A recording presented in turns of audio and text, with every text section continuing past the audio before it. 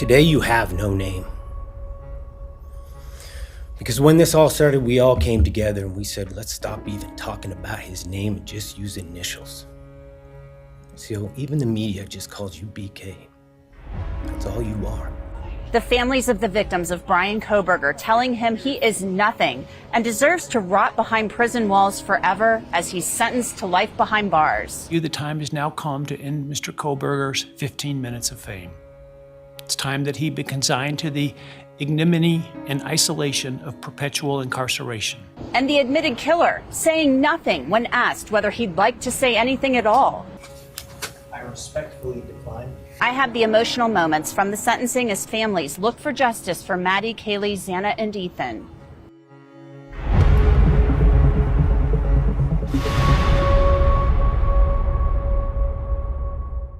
I'm Angenette Levy, and this is Crime Fix, coming to you from the courthouse in Ada County, Idaho. We're in Boise, and this is where Bryan Kohberger was sentenced to 4 consecutive life sentences for the murders of Maddie Mogen, Kaylee Goncalves, Xana Kernodle, and Ethan Chapin. This sentence, of course, was predetermined. 4 consecutive life sentences because of the plea agreement that Bryan Kohberger agreed to with prosecutors, which removed the death penalty as a potential punishment. I was in the courtroom as those family members of Maddie, Kaylee, Xana, and Ethan spoke. And also, we heard from the surviving roommates for the very first time.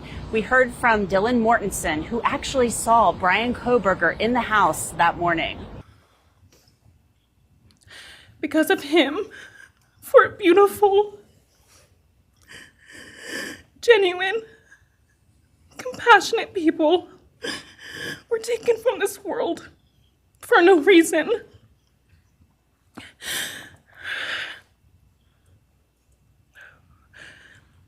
He didn't just take their lives. He took the light they carried into every room. He took away how they made everyone feel safe, loved, and full of joy. He took away the ability for me to tell them that I love them and that I'm so proud of them. He took away who they were becoming and the futures they were going to have. He took away birthdays, graduations, celebrations, and all the memories that we were supposed to make. All of it is gone. And all the people who loved them are just left to carry that weight forever. He didn't just take them from the world. He took them from me, my friends, my people who felt like my home, the people I looked up to and adored more than anyone. He took away my ability to trust the world around me. What he did shattered me in places I didn't know could break. I was barely 19 when he did this. We had just celebrated my birthday at the end of September. I should have been figuring out who I was. I should have been having the college experience and starting to establish my future. Instead, I was forced to learn how to survive the unimaginable. Now, if you've been following this case, you know that Dylan Mortensen opened her bedroom door that morning and saw a man in all black with bushy eyebrows walking through the house. She said she made eye contact with him, and that man was Bryan Kohberger walking out of the house after killing her 4 roommates, although she didn't know that at the time. As she walked up to give her victim impact statement, she shook. She was practically convulsing and crying. Bryan Kohberger just sat and listened, his jaw moving slightly at times as she read her statement. Then someone read a statement on behalf of the second surviving roommate, Bethany Funke. I had been attacked by the public. I was grieving, numb, and unsure of what had happened was even real. And at the same time, I was getting flooded with death threats and hateful messages from people who did not know me at all or know the dynamic of our friendship. Social media made it so much worse, and strangers made up stories to entertain themselves. The media harassed not just me, but also my family. People showed up at our house. They called my phone, my parents' phones, other family members' phones, and we were chased while I was still trying to survive emotionally and grieve the loss of my friends.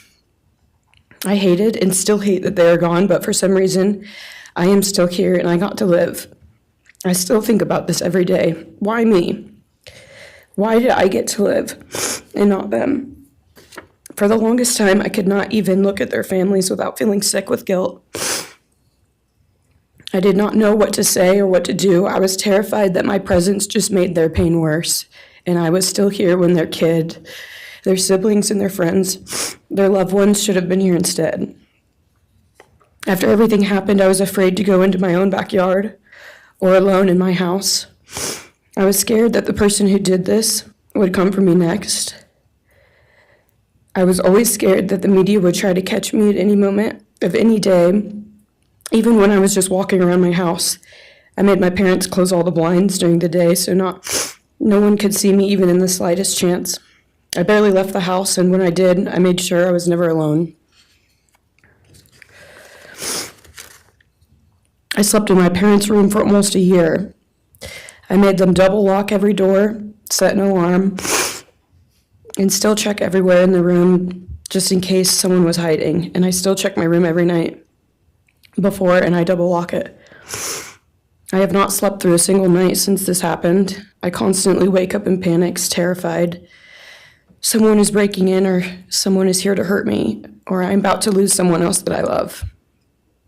The fear never really leaves.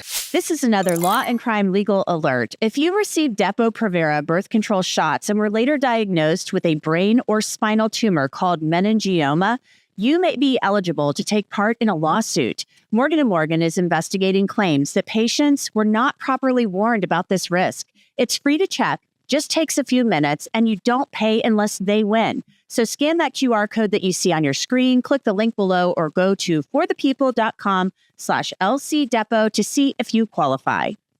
Then Maddie Mogen's parents spoke. First, Scott Laramie, her stepfather who raised her, he spoke. And then an attorney for the family read a statement on behalf of Maddie's mother, Karen. Maddie was our gift of life, our purpose, and our hope. Maddie quickly became Karen's joy, identity, and purpose in life. I joined Maddie's life when she was 2.5 years old. The experience transformed me into a life of joy, love, and family. Maddie was bright, beautiful, kind, empathic. She listened carefully to others and was observant, seeing and caring about the hearts and the minds of all she encountered. She loved music and music festivals. She had a wonderful sense of humor. She excelled in school. She was an easy child to raise, almost never requiring discipline, and almost always giving us parental joy. One time Karen remembers disciplining Maddie as a little girl. Maddie responded, "You broke my heart," which of course melted ours. She had a keen wit, even at that young age.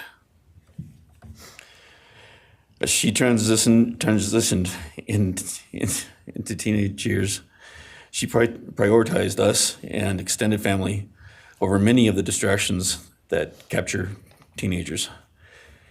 She showered us with her presence and love at family events, barbecues, picnics, birthdays, holidays, and others. She spent countless hours with her papa, her Uncle David, Aunt Nadine, and her other close family and friends.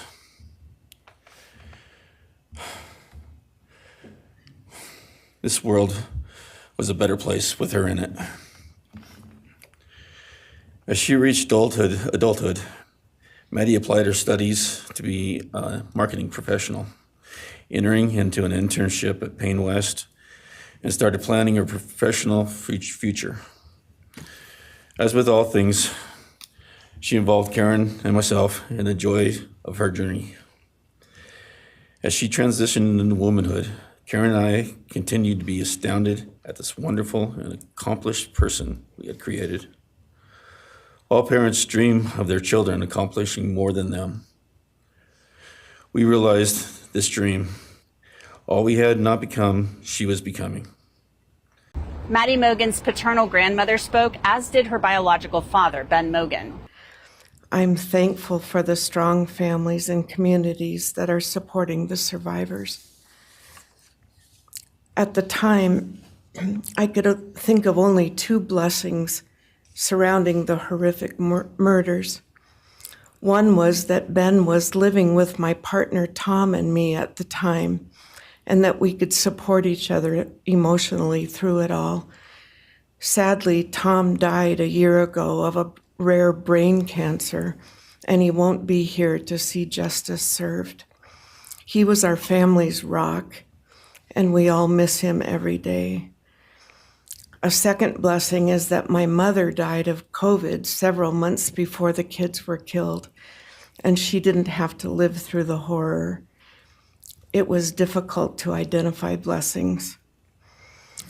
So we've all lost our dear child and a future with her.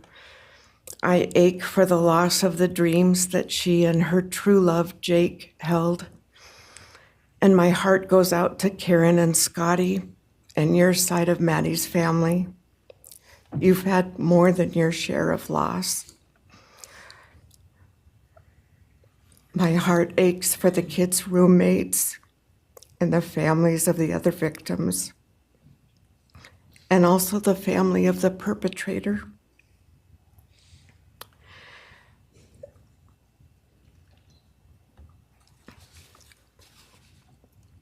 Going forward, we Mogens are choosing to put our energy and focus into honoring Maddie's too short life and sweet spirit by celebrating Maddie May Day, which my two daughters established. On May 25th each year, Maddie's birthday, we encourage folks to do random acts of kindness in Maddie's name. In my daughter Katie's words, may we all protect our peace in whatever way possible, unite in community, and focus on joy. Please do an act in kindness in Maddie's honor during this week, so a glimmer of Maddie's light may live on. Thank you. Last thing that she ever wrote to me was this Father's Day card, and I'm so glad I still have it. I'm just gonna read what she said. It says, "Happy Father's Day. I hope you have the best day. I can't wait till we can hang out again soon.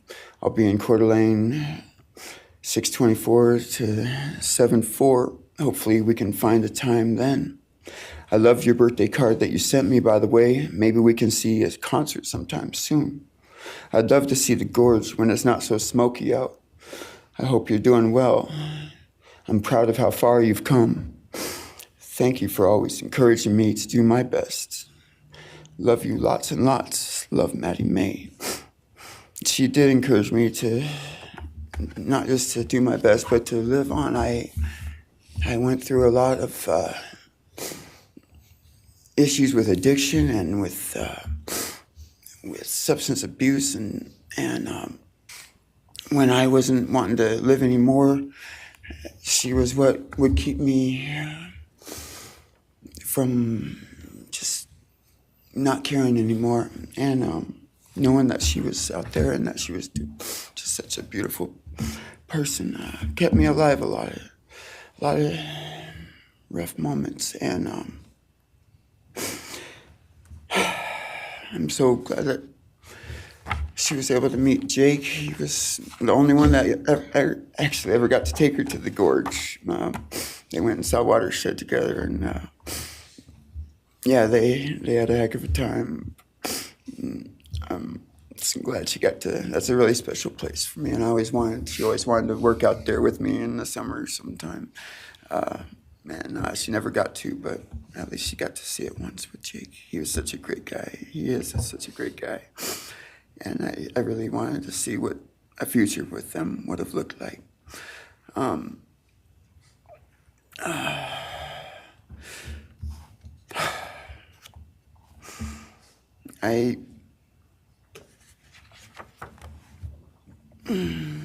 I'll never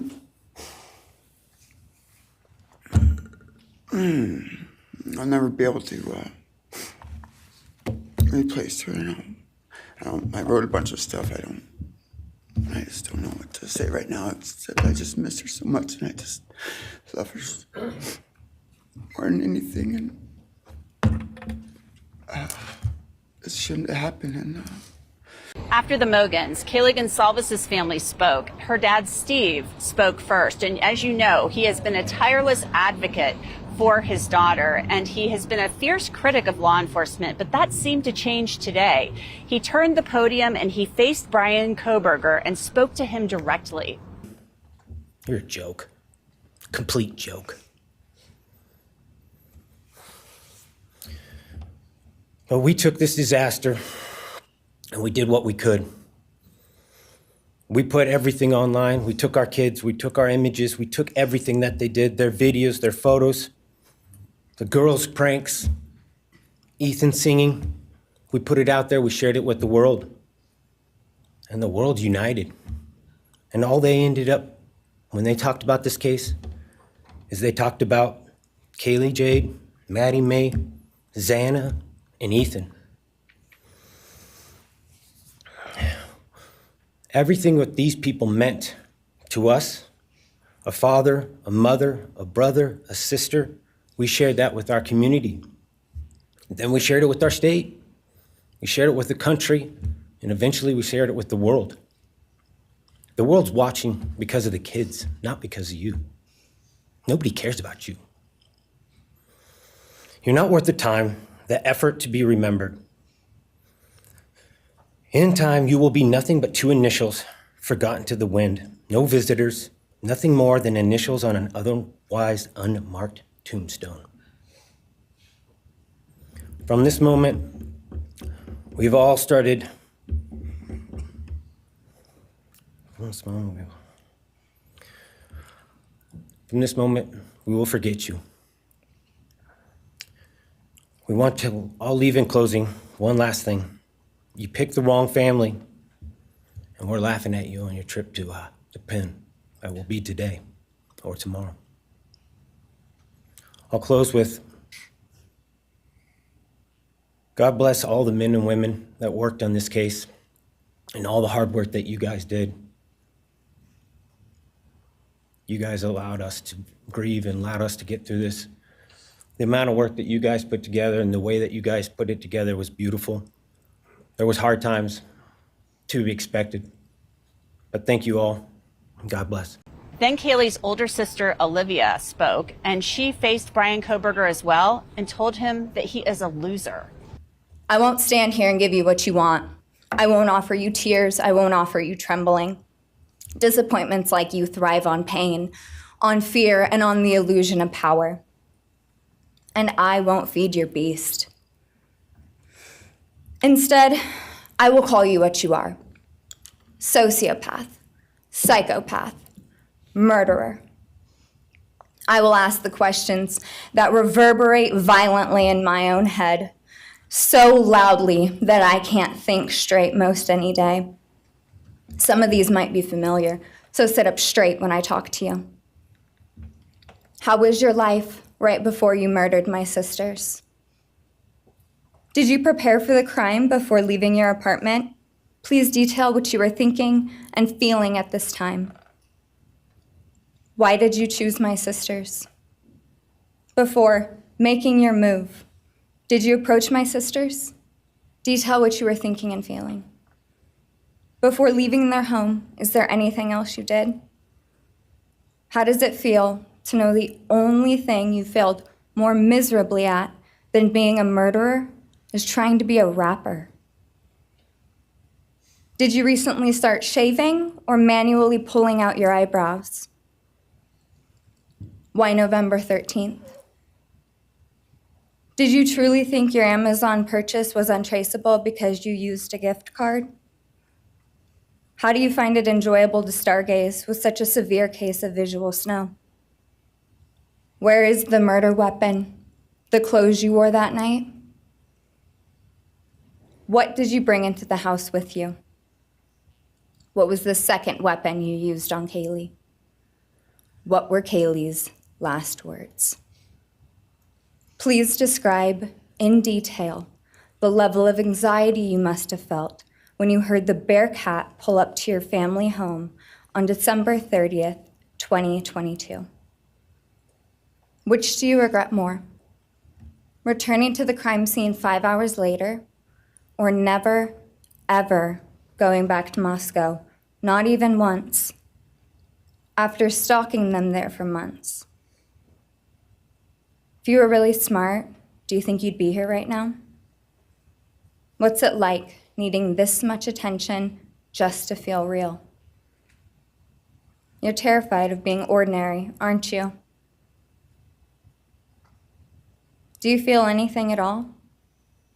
Or are you exactly what you always feared? Nothing. If you're so powerful, then why are you still hiding, defendant?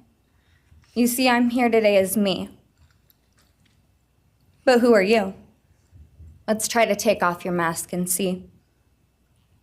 You didn't create devastation. You revealed it in yourself. And that darkness you carry, that emptiness, you'll sit with it long after this is over. That is your sentence. And it was written on the wall long before you ever pled guilty.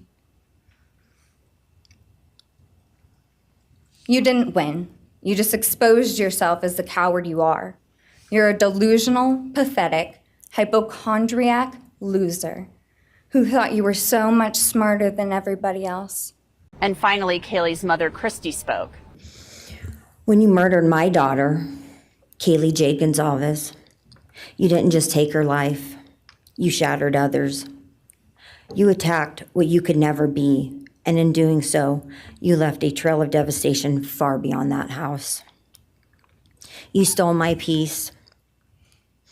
You've altered my every waking moment, every sleepless night, the way I view the world, people, safety, trust. It's all been changed by your cruelty. I no longer recognize parts of myself. Joy is harder to find. Laughter feels foreign. The world moves forward, but I'm suspended in a place of sorrow and rage. You've taken from me something that can never be restored. The grief sits with me every day, some days quietly, and other days so loud it drowns out everything else. The emotional toll you've inflicted on me is immeasurable. I live with a constant ache, with birthdays that are now memorials, with holidays that feel hollow, with empty chairs that scream louder than words ever could. I am forever changed. But for you, as a person working on a PhD in criminal justice, you really didn't think this one through. You're not that good. In fact, you're not that good at anything. You couldn't secure a job. You couldn't get along with others. You couldn't even get a female to look in your direction. All because you are pathetic. Now you're a joke in this courtroom. I wish I could crown you with a jester hat to complete your orange jumpsuit clown look. A dead killer doesn't kill again. So while I'm disappointed the firing squad won't get to take their shots at you, I'm confident that the men in prison will have their way with you in more ways than one. You will finally get what you wanted, physical touch. Just probably not how you were expecting it. Xana Kernodle's father, Jeff, and her older sister, Jasmine, also addressed the court.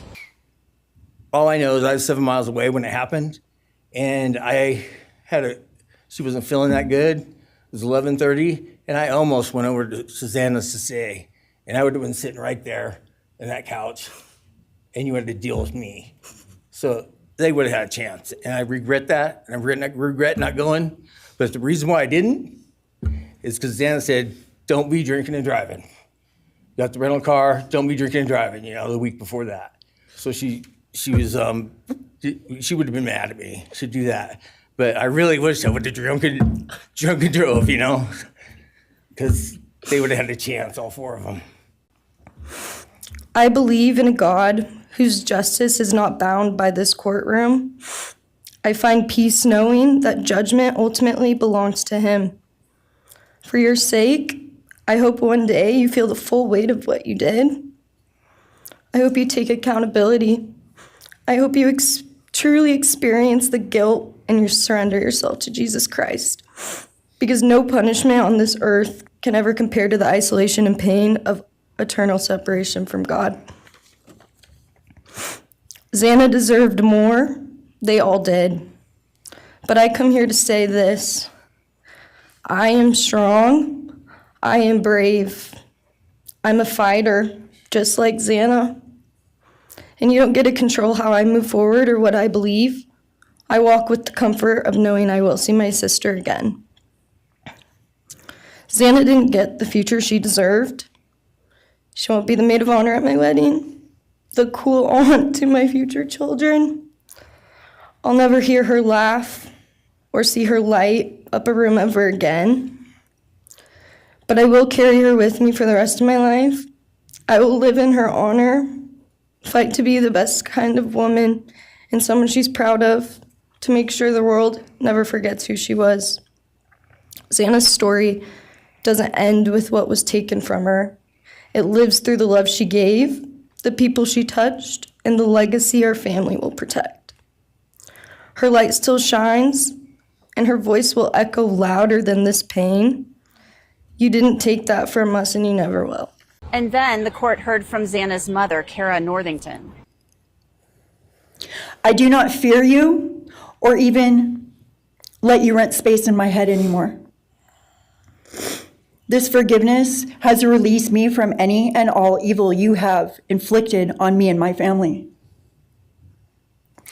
It has allowed me to let our Lord deal with you. You have accepted a deal that will prevent you from receiving the death penalty.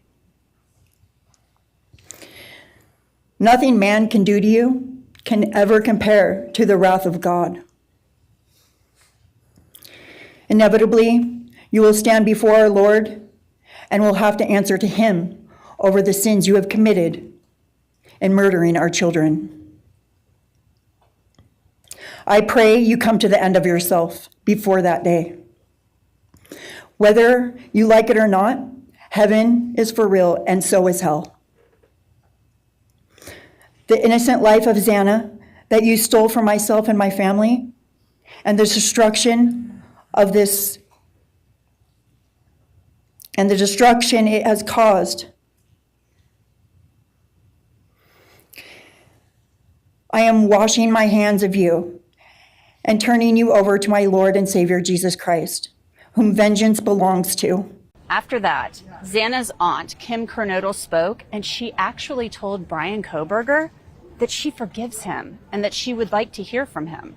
You know, this is probably going to bother everybody, but Bryan, I'm here today to tell you I have forgiven you because I no longer could live with that hate in my heart. And for me to become a better person, I have forgiven you. And anytime you want to talk and tell me what happened, get my number. I'm here, no judgment, because I do have answers or questions that I want you to answer. And I'm here. I'll be that one that'll listen to you. And while there was some forgiveness during this hearing, there was also a lot of grief and pain, of course. Why wouldn't there be? Xana Kernodle's stepfather spoke about wanting to take Bryan Kohberger into the woods for just 5 minutes to teach him a lesson. Man, I don't know what my limits are here, but I'm really struggling, dude. I am struggling, so I want to just be out in the woods with you just so I can teach you about loss and pain. I love God. I wouldn't take your life. That's up to him. But I guarantee you, you are weak. God, I would just give a moment, man, 5 minutes out in the woods. Oh, man. Ooh. You're going to go to hell. I know people believe in other stuff. You're evil. There's no place for you in heaven. You took our children. You are gonna suffer, man. I'm shaking because I want to reach out to you, but I hope you feel my energy, okay? Go to hell. The family of Ethan Chapin decided not to attend the sentencing. Instead, Stacy Chapin, Ethan's mother, posted a photo of her oldest triplet son on Instagram. But then Bryan Kohberger was asked by Judge Hippler whether he wanted to address the court, whether he wanted to say anything. This is what he said. All right, Mr. Kohberger, you have an opportunity to make a statement if you wish to. I take it you are declining. I respectfully decline. Well, that moment was absolutely unbelievable. And from the victim's side of the courtroom, you could hear gasps and muttering, and people were calling Bryan Kohberger a coward. And then it came time for Judge Hippler to address the court, to address the audience, and to hand down the sentence. I hereby sentence Mr. Kohberger as follows. On count 1, burglary, 10 years fixed, 0 years indeterminate. I also impose a fine of $50,000. Count 2, first-degree murder of Maddie Mogen. I sentence the defendant to a fixed term of life imprisonment without the possibility of parole, a fine of $50,000, and a civil penalty of $5,000 payable to the family of the victim. On count 3, for first-degree murder of Kaylee Goncalves, I sentence the defendant to a fixed term of life imprisonment without the possibility of parole, a fine of $50,000, and a civil penalty of $5,000 payable to the victim of the family, or to the family of the victim, pardon me. There were times during this hearing where Judge Hippler actually wiped tears from his eyes. You could tell that he was crying and even sniffling. It was incredibly emotional. And now Bryan Kohberger, he will be sent to the Idaho Department of Corrections, where he will likely live out the rest of his days in a cell, only getting a few privileges here and there. And that's it for this episode of Crime Fix from Boise, Idaho. I'm Angenette Levy. We'll see you back here next time.